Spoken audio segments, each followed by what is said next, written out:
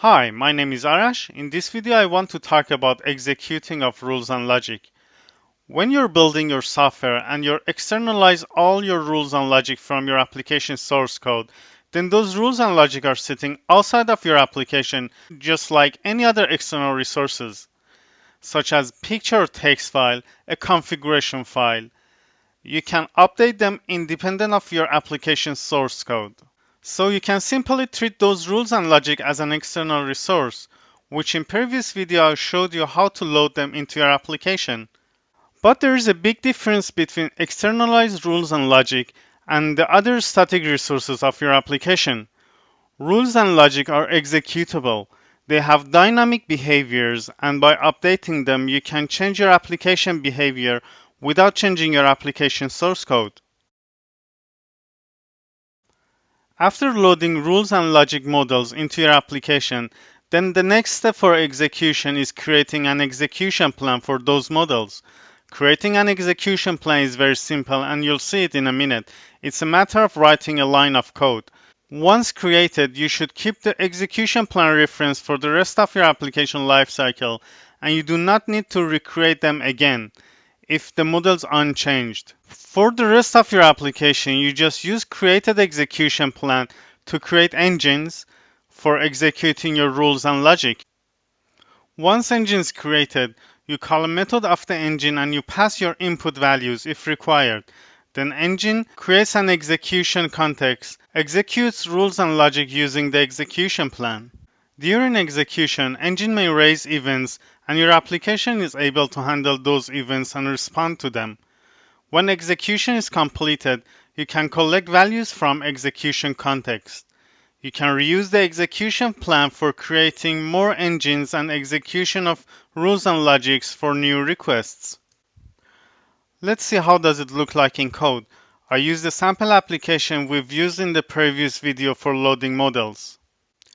Now make sure you reference two assemblies, FlexRule engine and FlexRule procedure. FlexRule engine is always required when you integrate FlexRule into your project. It provides runtime engine class that allows you to create an execution engine. FlexRule procedure is also required because in this specific example, we are creating a procedural logic.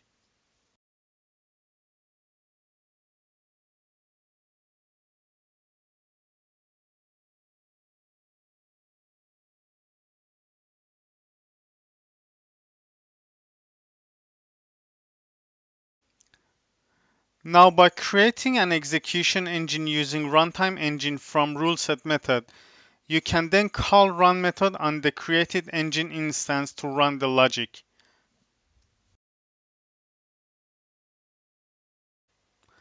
Remember, you should not create multiple instances of the engine from the same model. You can simply hold on to the engine and reuse it as many times as required. In other words, simply store the engine object in a static variable and reuse it for the entire application lifecycle. As long as the model is not changed, you do not need to recreate the engine.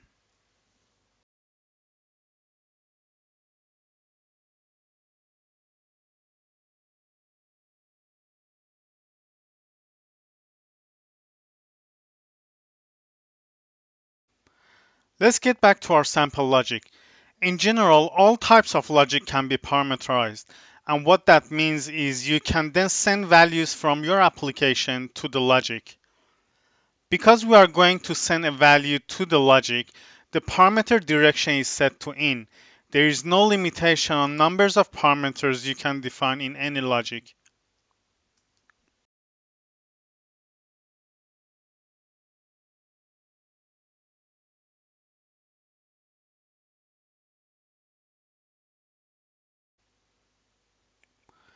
Let's add one parameter for now, called str, which then you can pass string value from application to this. As you can see, we do not need to define the type of parameter. You can if you like to, but in this example it's not required.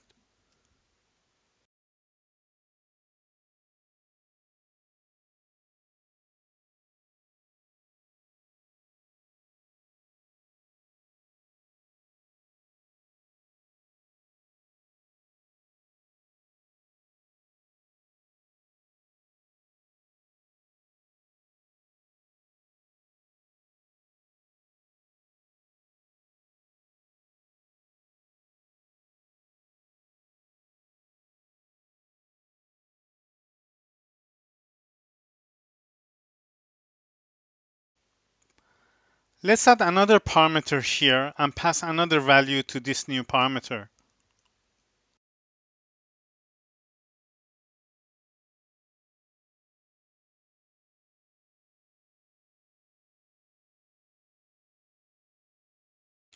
Okay, so far you learned how to define input parameters. Now let's define an output parameters and allow application retrieves a value from a logic. Now we define a parameter called length, and what does that is simply the sum of the lengths of the input parameters. To know more about available types of logic and rule commands, please visit our wiki site. Now in the application, let's read the result from the output parameter called length. As you can see here, the result of run method is an object, which it provides variable container that you learned about this type in the previous videos. From this variable container, then you can simply read the values from the output parameters.